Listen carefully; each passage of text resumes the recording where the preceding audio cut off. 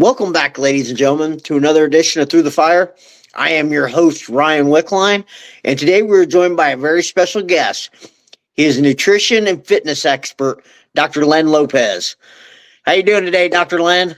Hey, I'm doing well. The weather was nice down here in Dallas today, so it's kind of a nice start of the year.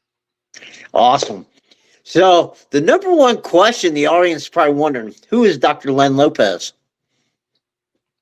Well, I'm in the Dallas area, and for the last 25, 30 years, I've been helping people learn how to eat right and train smart. My background is in health and fitness.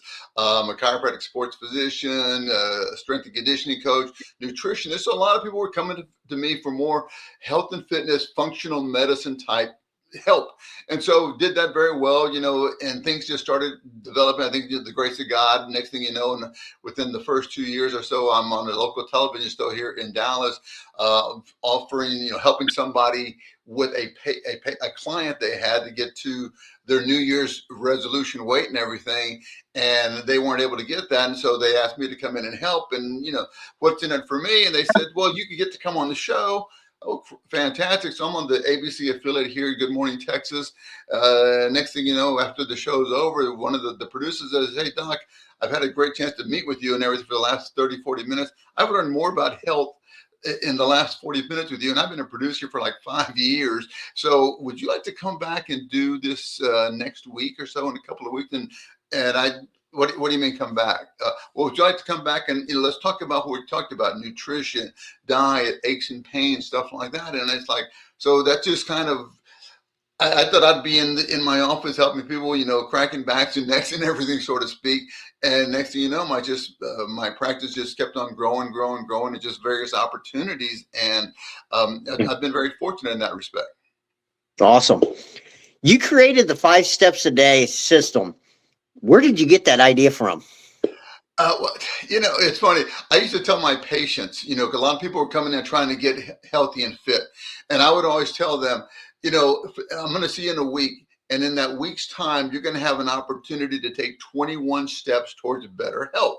And they're going 21. Yeah, 3 meals a day, 7 days a week. I don't expect you to take 21 steps, 3 good meals, perfect meals or good meals for the next 7 days. But I would like you to take maybe 14, 15, 16 steps forward and 3 or 4 steps backwards for the week, as opposed to I ate good today, I ate terrible yesterday. And then, it's back and forth. One step forward, 1 step backward doesn't really get you anywhere. And that's, that little visual cue I would give my patients. I started realizing there's something there with that, because we've all seen the proverbial pictures we've seen with the footsteps in the sand. And there's something about there, because not everybody learns by reading and writing, right? And some people are more visual, and they can see those steps. There's progress there. And as I started working with patients, they would just share some of their what's going on in their life, and I could sense there's more than health and fitness problems, gnawing at them. And they needed some advice, some suggestions, some guidance for their spiritual walk into their personal life and everything. And I go, well, they're here for me talking about health and fitness. Let me just stick on where they're paying me for. But I could just sense that, and it took me another couple of years. Then I created the little acronym STEPS, which is what 5 steps is all about. It's just about tracking body, mind, and spirit. Are you doing what you should be doing each and every day to fulfill or to improve body, mind, and spirit? And so 5 steps a day is just a simple way to improve your habits and attitudes by tracking body, mind, and spirit. Awesome. You mentioned that STEPS is an acronym. Can you tell us what it stands for? Yeah, the word STEPS is an acronym. The S is for sleep and dream. The T is for think. E is for, I'm sure people understand that. E is for, did you eat good today? P, physical. Did you do anything physical today? The last S is for spirit. Did you work your spiritual muscles? And each and every day, you just kind of shade in the footstep of the activity you took. And if we're talking about hey, I want to get it's beginning of the new year, right? I want to get in better shape. I want to be healthy. I want to lose 20 pounds, whatever it is. Hey, if did you do anything physical today? I'm not asking if it was a hard workout, long workout, high intensity, low intensity. Did you maybe you just cut the grass? Maybe you walked to school. Maybe you walked to the office. You walked to the store. You shot hoop with the kid. Did you carve out some time in your day to get physical? If you did, you shade in the P. Then if you ate good for the day, hey, we're all starting from different starting points as far as in our overall health. But it doesn't have to be organic or grass fed or this and the other. For some people, just leaving the extra serving off, right? Leaving the dessert off, right? Not flooding your body with so much liquid when you eat. But if you ate good for the day, shade in the E. And so that's what we're trying to do. By the end of the day, or in less than 2 minutes, you can track how you fed body, how you fed mind, and how you fed spirit. And I want to share this with you because being the older adult with younger kids, high school kids, they're always squawking that, Dad, you're like the worst cook. And I go, soon enough, you will have an opportunity to prepare your own meals, and you can see how well you make your meals. And my cooking's not that bad, it's going to come, as you get older. I'm sure you know this, and that as you go from a teenager to a young adult to an older adult, or where you're out of school and now you're working, how are you feeding body, mind, and spirit? So I tell everybody, you're the chef. You get to decide, like I tell my kids, soon enough, you'll get to decide what you want to eat in the morning, at lunchtime, at dinner. You can prepare it yourself. You decide. And for the way we feed our body, the way we feed our mind and our spirit, everybody listening right now, they are the chef for themselves. They get to decide what they want to feed their body, mind, and spirit. And if you're struggling in one, two, or three of those areas out there, you need to look, what are you doing? How are you feeding your body? Do you feed your mind with so much negative self-talk? Do you spend so much time on your phone looking at the cat videos, right? Or playing sports with a video game? What are you doing with yourself to improve, yourself? And how are you are the chef in your life after you get about 24, 20, 23, 24, some as early as 18 or 19. You're the chef in your life. You decide how you want to feed your body, mind, and spirit. And you get to determine how good that meal is going to be for you. Yeah. Can you explain what sleeping with a smile and good thoughts is? Oh, I love that one. And that was a hard one to come up with, when I was trying to think of this acronym word.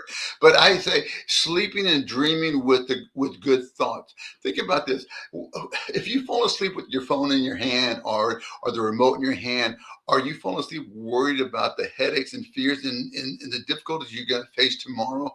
What kind of night's sleep do you get? What are you feeding your subconscious mind with?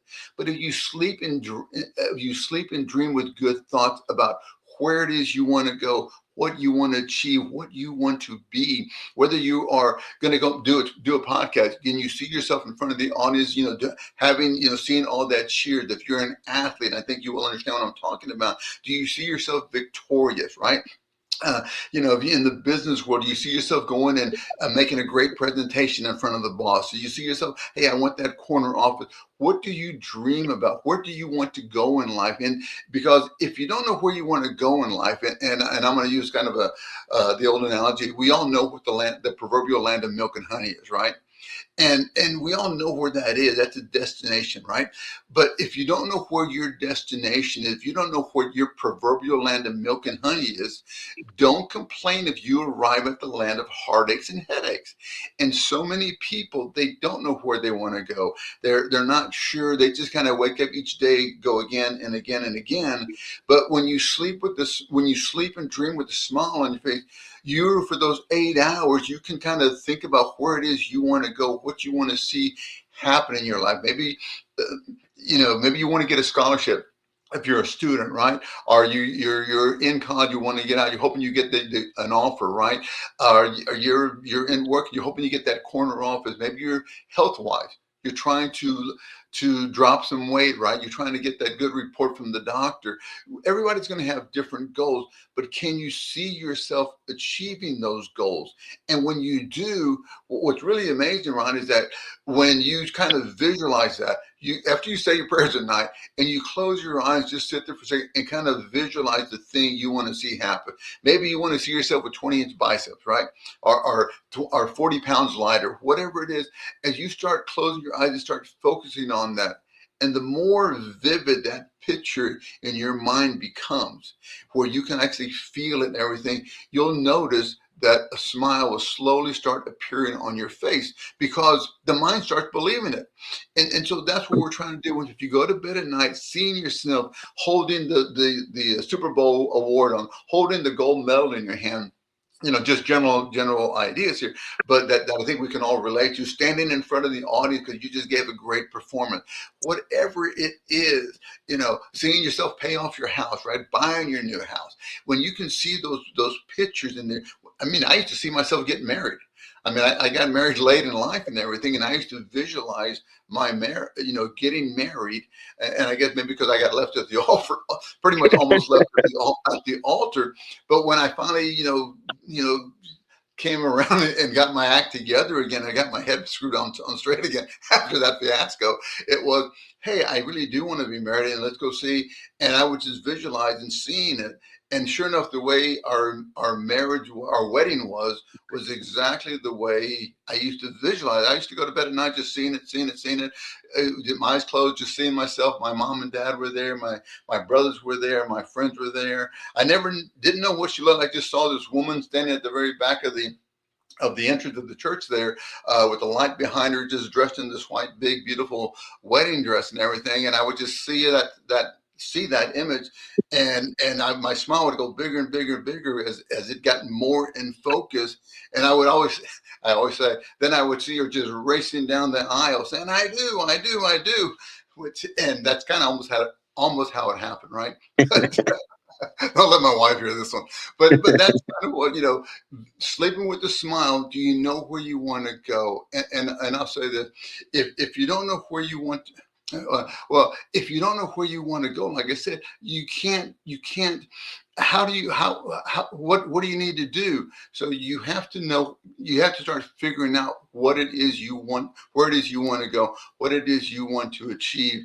And the best thing I can say about this also, Ron, if you can't imagine your dreams coming true with your eyes closed, how much harder is it going to be for those dreams to happen with your eyes wide open, right? So, put it in your mind, put it in your system, in your body. Let every cell in your body just kind of start resonating as you see whatever picture it is you want to achieve or where you want to go. And there's something about, as I said, if you can't see your dreams coming true with your eyes closed, how are you going to make them happen with your eyes? It's going to be a lot harder for it to happen with your eyes wide open. Yeah. Like, I know for a fact visualization and manifestation is real. Yeah. So I've seen it one too many times. Right. And I mean, I think we come from a sports background, and we know lots of athletes, lots of sports psychology. There's, you have to visualize this, this kind of image for yourself. You don't see yourself sweating through the repetition of this. You see yourself with, hitting the home run, right? Making the great catch, making the long, beautiful drive, whatever it may be. And so you can apply that to the other areas of your life as far as the normal work environment. Yeah. How much is someone's thought process related to what they take in, like taste in music, TV shows, and books they read? Yeah, I think it has a ton. And here's the part that I was really fascinated when I started doing more of this study several years ago, that I learned that I didn't know this, and I don't know if you've heard this before or not, but according to most of the smart researchers in the brain industry, they say that we process about 50,000 thoughts a day, right? Yeah. And when I first heard that, I thought that how did they figure that out? again, they are smarter than me in that area. I'm smarter than them in some other areas, but that's what they've determined basically from most of the researchers out there. But the one thing that was really more fascinating for me was when they said of those 50,000 thoughts that we process a day, more than 80% of those thoughts are from yesterday, and 90% of your thoughts are slanted negatively. In other words, we are rehashing old reruns that we don't like, but we're playing them again and again and again in our mind. And we're only putting about 20% of the good stuff in our head. And I thought, gosh, how, and I'll share this story. Years ago, I was reading a book, and I'm sure the book you've read, and I'm sure Lemony and your audience have read, the one of the early ones, The Power of Positive Thinking, right? And I had a hard time with it at that time because I was reading it. It made sense to me, but I just had a hard time. There was like too much God in there, and so I got rid of the book. Little did I know, I've gone full circle in my walk and everything. Now I believe in everything that it says in there. But it was like, wow, we have so much process in our head. And when I've talked to some people, they're going, "So, Doc, you're telling me if I just repeat a bazillion times that I'm bigger, I'm better, I'm bolder, if I keep saying that, that's gonna make a difference in my life?" And I go, I can't tell you a percentile how much that's going to help you. But let me say it this way: of those 50,000 thoughts you have a day, if you take 1 minute here and another minute here and another minute here throughout the day, just to remind yourself that you're bigger, better, bolder, right? Just whatever words of encouragement you're going to give yourself. But if you take a minute here and a minute here and a minute here, maybe it's 5 minutes in the whole day.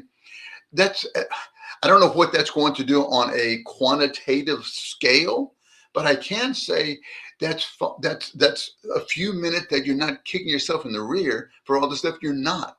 So, maybe there's something too that maybe you don't have to go from 80-20, 80% of your thoughts are negative, 20 are good, to 60-40. But maybe just going from 80-20 to, I'm trying to do the math, 78-22 could make a difference for you. So where you wake up, you have a smile on your face, you greet people with the smile and exuberant, and then you get this different kind of exchange going on possibly. I don't know, but I think, as my mother would always say, if you put enough drops of that stain on my carpet, you're going to make a big stain. I'm going to whip you for that. So a little here, a little here, a little here, I think makes a difference. And that's what we're trying to do. You don't know how much of it's going to make you better. And sports guys here, right? It's like the Yeah. old analogy, like baseball. When you go to step up to the plate, right? More than 70% of the time when you go up to bat, you're not going to get on base. You're a So to fail. me, yeah, you're going to fail. And so at the 70-30 ratio, I'm going, well, this is an 80-20 ratio, the way our brain thinks. But gosh, if you can get up to 30% in baseball, to be up there in the 30%, you can make a pretty good living in baseball by being a 300 hitter, right?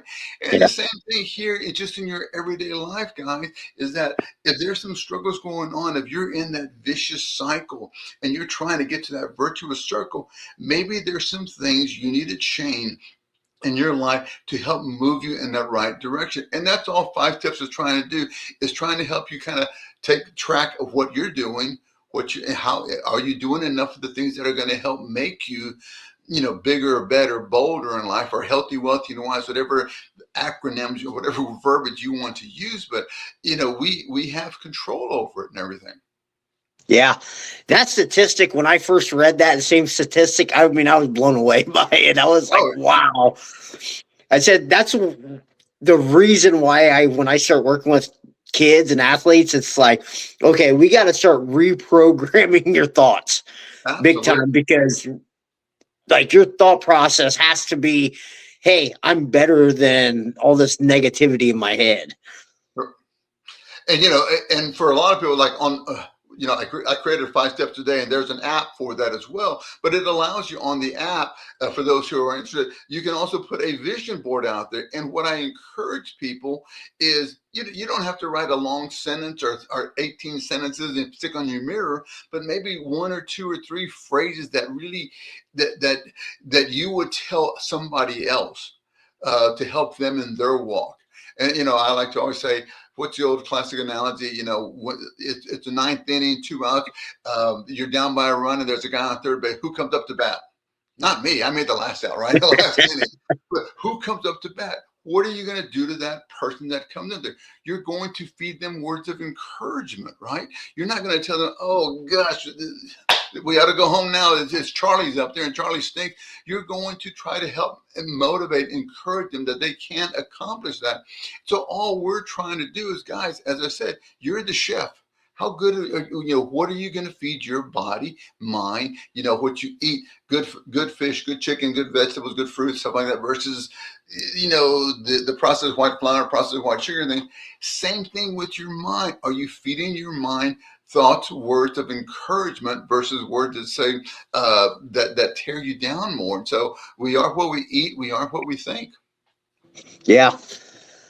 Isn't it crazy how we're a lot more kinder to other people than we are to ourselves when it comes to like failure or keeping Yeah. our promises to ourselves? Yeah, it's just sometimes we expect so much of ourselves, but I always say that's why I love the word steps, because I'll say I was going to call it action steps first, and I said no, it's 5 steps. Take a few steps here, a few steps there, and I think that's what I really dig about it. What I think is helpful, because not everybody learns by reading another self-help book or listening to another self-help guru. But they're going to learn when they listen to you and I. But there's a lot of people that are more visual. And so when you whether you use the calendar or the journal or the app, when you shade in those footsteps for that day, you can see, hey, I took 4 steps today. Great. I fed body, I fed mind, I did okay, whatever. But then you can see like on the app, you can see your whole week. Hey, I took 28 steps this week. That makes me feel good that you're getting some kind of reinforcement. You can visually see it, and there's something about visually seeing steps moving forward. Kind of, I was talking about those steps in the sand. I think it just kind of taps into a lot of the visual and kinesthetic learners who, they can't read another self-help book. It just doesn't motivate them. But hopefully, it's kind of like if you're familiar, I'm sure you know who Jerry Seinfeld is. It's kind of like Seinfeld's calendar. It's kind of the Yeah. same thing if you're familiar with this calendar, and for your audience who may or may not be, but he created a calendar years ago, and somebody asked him once, what can you contribute or attribute to your success? And my understanding of the story was that he said, I knew if I wanted to be successful in this industry, I think I need to write 10 jokes a day to keep me moving in that direction. And so he said, I would get just a regular wall calendar. And if he wrote 10 jokes a day that day, he would put an X.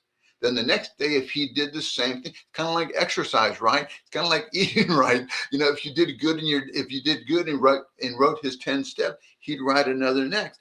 And what he started noticing, that when he looked at that calendar, he could see lots of X's on the calendar, and he didn't like seeing the chain being broken.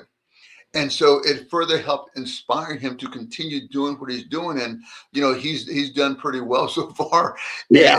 And I'll just like to add that something about, again, visually seeing that as opposed to doing what you're supposed to do, but being able to see that. Some of the doctors I've talked to that are more the mind doctors as opposed to a body doctor like myself, they're going, hey, Len, in case you didn't know that, when they see those visual steps and they shade in, they're getting another biochemical endorphin hit with that. In case you didn't know, I said, I knew that and everything. I've learned that. But yeah, I thought that was such a great thing, because, again, not everybody learns from reading and writing, and creating your habits, whether it takes, as some other experts say, it may take 3 weeks, it may take 90 days. It's going to take however long it's going to take you, based on how much time, energy, and effort you apply to it. And kind of like being in the athlete world, if you want to run a 5-minute mile, or if you want to have 18-inch bicep, it doesn't happen in one workout. It's a progression of training, and to make that happen, and to get where you want to be in life, whether socially, financially, relationship wise, there's some steps you need to be taking, and hopefully 5 steps can help you improve some of the habits and attitude that maybe you haven't developed as well as you should have. Yeah. What's one quick nutritional tip that somebody could incorporate to really help them? Guys, well, being the new year, I always tell everybody, eat right and train smart, right? And probably the two biggest mistakes people make always is they assume burning calories is the same thing as burning calories from fat. And guys, your body, just real quick, your body burns calories from either carbohydrates, proteins, and fat. And for some people, they're burning like an 80-20 ratio. Their metabolism, they're burning mostly fats throughout the day and a small percentage of sugars and carbohydrates and proteins, right? Which is the way the body is designed. But stress, skipping meals, eating the wrong foods, processed foods, high caloric or highly sugared foods and everything, it may shift your metabolism from burning 80-20 to 60-40, where yeah, you're burning calories, but you're not burning calories from stored body fat. And as I like to say, if you want to burn all the wood you got stuck in the back of the house, you have to make sure you're burning stored body fat. And the biggest mistake so many people make is, and I used to do it in my practice, I used to give a lot of my patients a heart rate monitor. So when they went and did their aerobic workout, every one of them came back and said, "You're right. I was doing my aerobic workout too fast, and which means instead of burning fats for energy while they were doing their so-called aerobic workout, they were at a pace that they were using their anaerobic system, and they were burning sugars, carbohydrates, and protein, not stored body fat. And so it's easy to burn calories, but to burn the fat and the flab, you have to train smart, and you have to do the workout that's going to make that happen. And so that's probably the biggest thing. Like I said, there were two things, right? Everybody's trying to add lean muscle to their body. The only way to get muscles in your body is you have to push the muscle, right? You have to stress that muscle, that 8th, 9th, 10th rep, to activate it. And for a lot of people, and as long as you do some kind of workout, I am happy for you, right?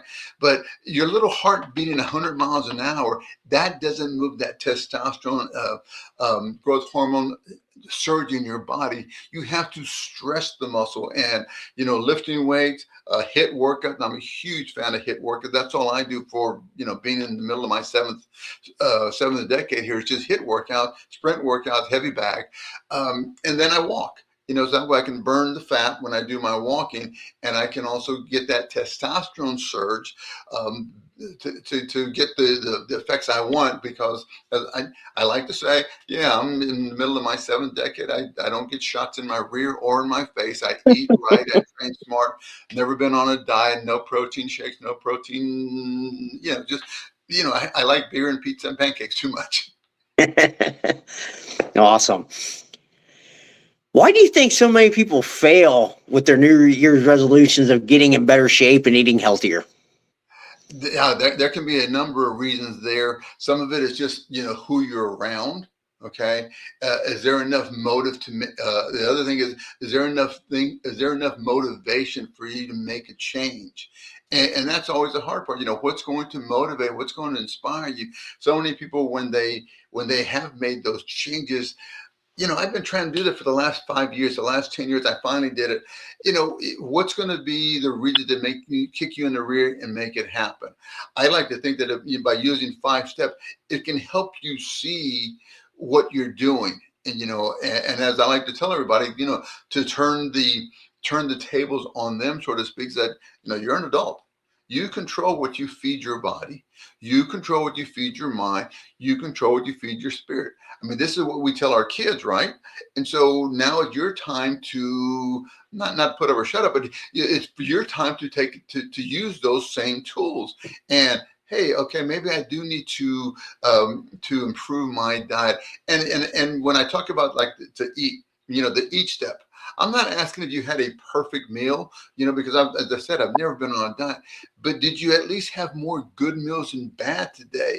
So often people will have like myself. A lot of times I may have a good breakfast, a good lunch, and I may go out to dinner that night with my wife and the kids, and they want so bad to have the junky food, and I'll have it too. But so I may have 2 good meals and 1 bad meal. I'm not great in math, but I know 2 steps forward and 1 step back still have to be moving in the right direction. unfortunately, for a lot of people who are on a diet, and I say this because of patients I've seen, oh, I was doing really good on my diet, doc. I was like for 6 days, for 9 days. Then I went out and had dinner with my friend. It was her party. It was this or it was that and everything. And I just ate so terrible and I haven't been able to get back on my diet plan again. And if you fall off I don't know what the right phrase is, but if you fall off the wagon, you need to get back on the wagon. Yeah. It's okay to have one cruddy meal, right? As I said, if you have two good, most people have generally 3 meals a day. Some just have two. But if you have 3 meals a day, if you have two good meals and one bad meal, hey, just pat yourself on the back, 2 steps forward, 1 step backward. We used the baseball analogy a minute ago. Hey, you don't have to win by home runs. You can still win by base hits and still win the game. Yeah. How much of it do you think it is that people have that all or nothing mentality and they try to go out like gangbusters and accomplish their goals in 1 week instead of, Yeah. slowly building? Well, I'll say it this way, more so for like the fitness people, for people that are trying to get physically fit. One of the biggest things I say there's like three process of training smart, and I'm gonna use this analogy here. So often people don't realize when they say, oh, I'm gonna start working out and getting ready to get in shape this year. Excuse me, and they start training, they fail to realize, and someone who's not properly guiding them says, hey, in case you didn't know, exercise is another stress on the body, and maybe your body can handle that additional stress. Think of it, right? Let's say this is your threshold, and everybody has a threshold, and maybe right now you're living your life right about here where your body can handle it, and all of a sudden you go, and I'm going to start working out. Ooh, that may take you above what your body can handle, because now there's more stress on your body. And you may be okay for the first couple of weeks, maybe a couple of months also, but you're not getting the same benefit that you were getting earlier in your workout. Maybe because you added more stress on your body. You didn't realize the workouts you're doing are putting more stress, you're not training smart, and I think that's one of the things that pulls people back. Say, gosh, I was feeling great, for the first 2 weeks, 2 months, but now it's like a drudgery. I don't have time. I'm not feeling good, and so it's trying to find, trying to thread the needle to get what you need. Unfortunately, there's a lot of wrong information. And Yeah. I just encourage you, if you're this start of the new year, for a lot of people, exercise. Just realize that exercise is another stress on the body. Can your body handle the additional stress? And people are amazed. And a lot of as I said before, I used to give my patients they would check out a heart rate monitor and come back a week later and say, "You're right, doc. I've been training." And I mean, I'm talking about some serious athlete, people that are running 80 miles a week, and they go, "Gosh, I can't believe I was running too fast, doc." But it's trying to find that right balance for what you want to achieve and everything. Yeah. Why do you think most people neglect their spiritual muscles when they're looking to improve their health? God, that is a tough one. I don't know why. I think a lot of people. It kind of depends on where you're at. If you're raised in a home where they believe in God and church and everything, versus those that don't. And I always say, when I thought about, do I want to do spirit? How can I do spirit for 5 steps? I know we're all starting from different starting points. Some of us are lost, some are looking, some have been let down in their walk. And, I always look at it this way. As I told you, I kind of went full circle in my life, in my walk. And, being a fitness guy, I've always learned that, hey, if I want to be physically fit, I need to work out more than once a week, once a month, twice a year, right? And I started just kind of applying that same thinking to my spiritual muscle, my spiritual strength to handle some of the various headaches. As my dad would say, hey, when you have a flat tire, you need to have the physical muscles to take care of it, and then switch the tire and undo that lug nut and everything. And there's things that we deal with as we get older, whether loss of a job, loss of a mate, loss of a child, loss of whatever, right? Just the challenges. Nobody likes me. I got fired. I can't get the promotion. You don't know where it's all coming from. But I used to say, gosh, I could always find a way to work my to work my physical muscles. And, whether lifting weights, running, going, playing hoop with friends, going, ultimate frisbee, I would always find a way to get some physical activity in. And I could never find time to sit down and just read on a regular basis. And I finally just kind of scratched my head, say, Len, you're kind of being an idiot here. You're helping people try to get physically fit and showing them what they need to do. If they need to work their spiritual muscles to help them with some of the headaches that life presents us, right? If you just go to church once a week, how physically strong can my spiritual muscles be if I only attend church once a week or once a month, twice a year? And so it got me to start really going, hey, I need to be in the Word more often. And I used to say, okay, I'm going to read every night. Every day I'm going to read, and again, I could always find ways to avert that and everything. I got to go work out. I got to go do this, that, and the other. But this is like back in the '80s, right? At least there were AM radios, and I know we have better options today than that.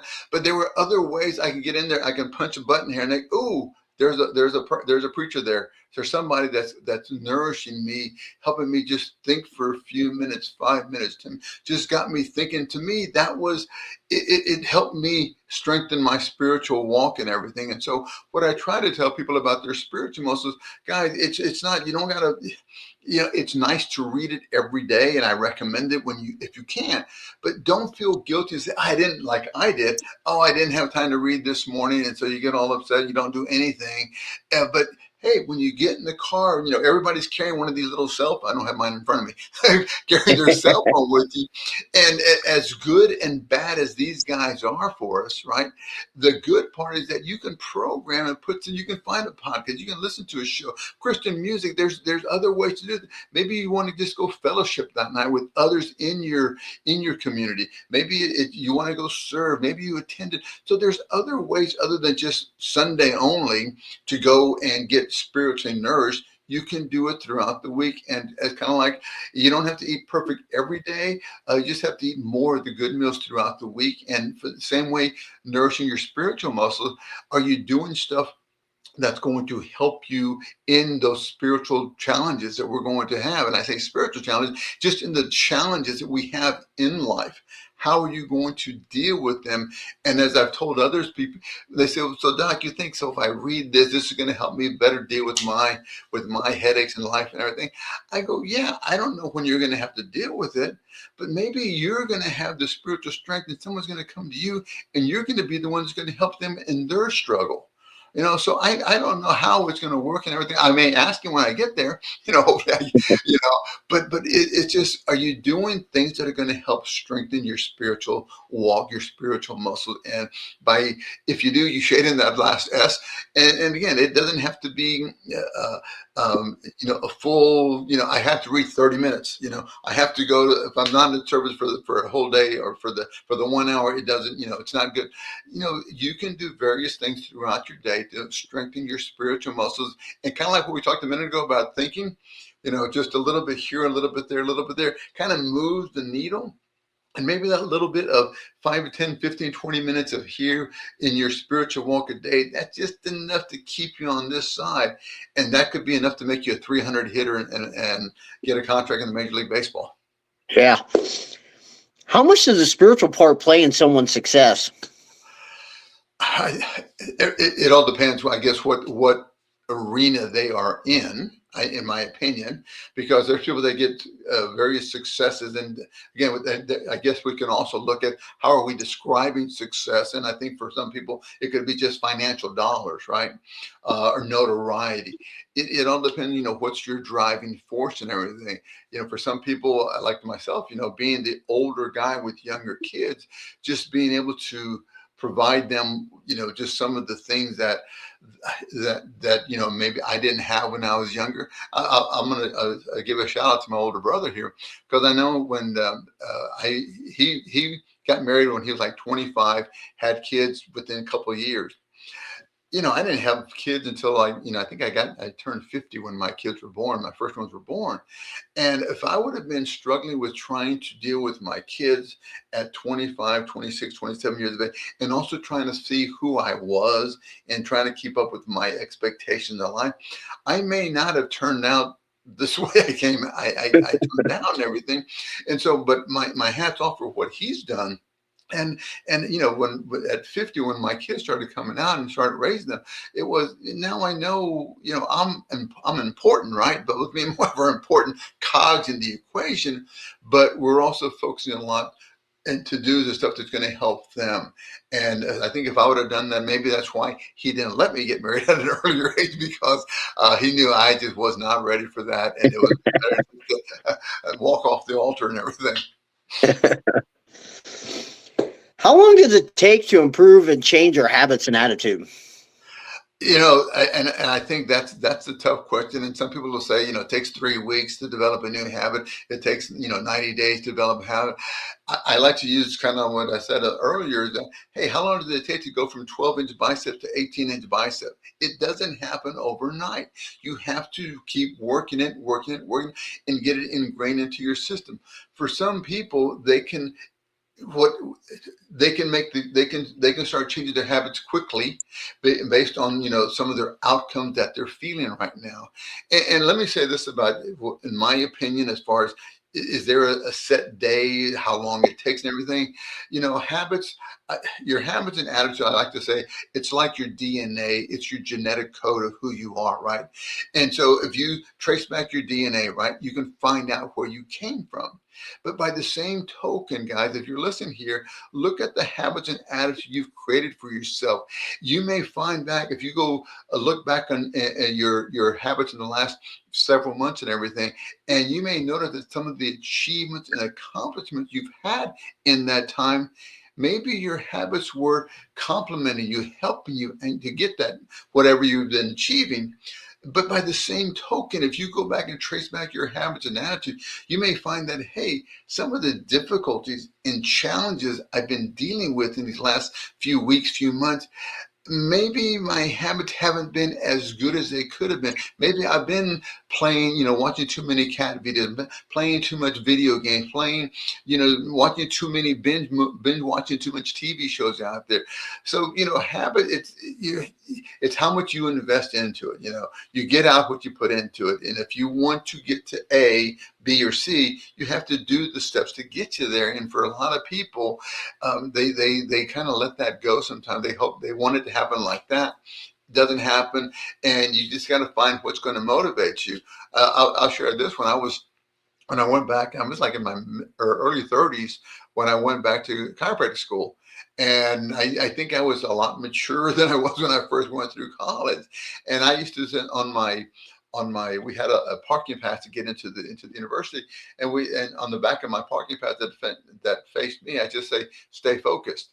And realizing that, that was kind of my little mantra. Stay focused on what I'm trying to do. I'm trying to go to school to become a doctor so I can get to the next level of what I want in my life and everything. So, you got to find what's going to motivate you. And hopefully, again, if you go on the app, there's a lot of information on the app that'll help you understand what each one of the steps means and everything. But just seeing yourself do the stuff, who do it's not rocket science. I think you understand what I'm talking about, Ryan. It's not rocket science. Are you doing the things that you need to be doing to get where you want to go?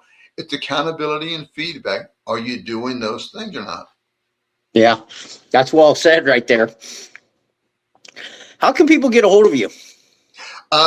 They can find me online. You go to my website, drlenlopez.com. They can go to 5stepsaday.com, kind of intertwined. If they want to grab the app, they can just, you can download it from Apple or Google out there on their Play stores out there. It's free to download.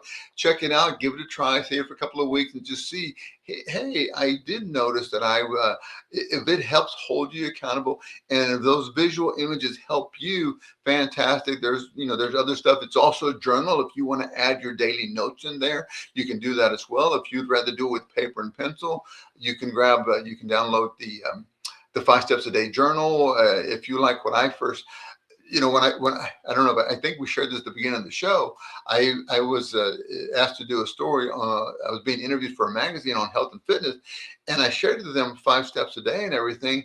And they came back, they thought that was the coolest thing. And so I started thinking, maybe this is something that can be helpful for others.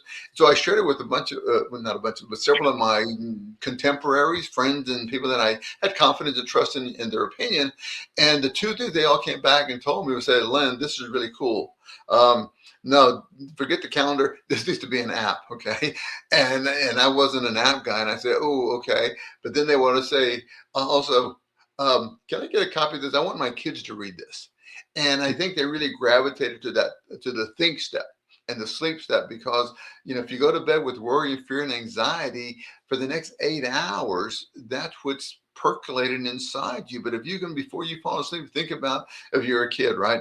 If you're thinking about, hey, I'm going to give a speech, I'm going to knock it out of the park. I can see myself in front of the class doing my performance, my singing, my audition. When you can see that and everything, it puts a smile on your face.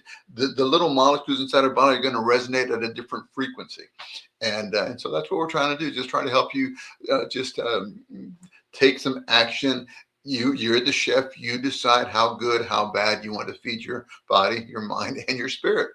Yeah. Is there anything we haven't covered that you want to talk about? Yeah, I think we covered everything. Shirt sizes. I'm fine. Everything. Yeah, I really appreciate taking the time, Ryan, to let me come out here and share with you guys just some of the stuff. And I know what you do out there, trying to help others out there. It's just another tool to see if it can be helpful for you and everything. And so, I think we covered everything. I think I hit all the steps. I may go back and listen and everything. Say, oh, I didn't say this here. I left that big tagline I like. So, no, but I appreciate the time. I said 5 steps a day, Dr. Len Lopez. There's really a lot of information there that'll help you, not just in your physical walk, but in your, we're going to be adding other people that are more skilled in the spiritual walking venues than I have, and also like the financial stuff to help you. I know where my lane is, health and fitness. I know a little bit about the psychology of how the mind works and everything, but some other people that help with some of the other questions that people are always struggling with: finances, relationships, spiritual walk, and everything. But it all starts somewhere, guys. And hopefully y'all can just check out the app, and if you check it out, give it a thumbs up. Yeah. All right. Final question. What is one piece of advice you'd like to leave our listeners with about overcoming adversity? It's you. It's your decision. You get to decide. When you were little, you had help, right? If you remember when you were raising your kids, it took when they were like 2 years old, trying to get them to jump in the pool. Come on, jump, jump, jump, jump, jump. Now you're an adult. If you're an adult, you have to take responsibility. And for a lot of people, and I've seen this here, seeing just my kids being high schoolers and everything, it's just stuff I've learned from other counselors and talking with them, that a lot of people, they're never taught how to make decisions or to think about where they want to go. They might have thought about that if they were a young athlete, or if they were in the band, or they were more in the performing arts, because they needed to get in front of the audience. They could see themselves doing well and everything. But for a lot of people, they don't know, not every, they don't have goals for themselves. Where do you want to go?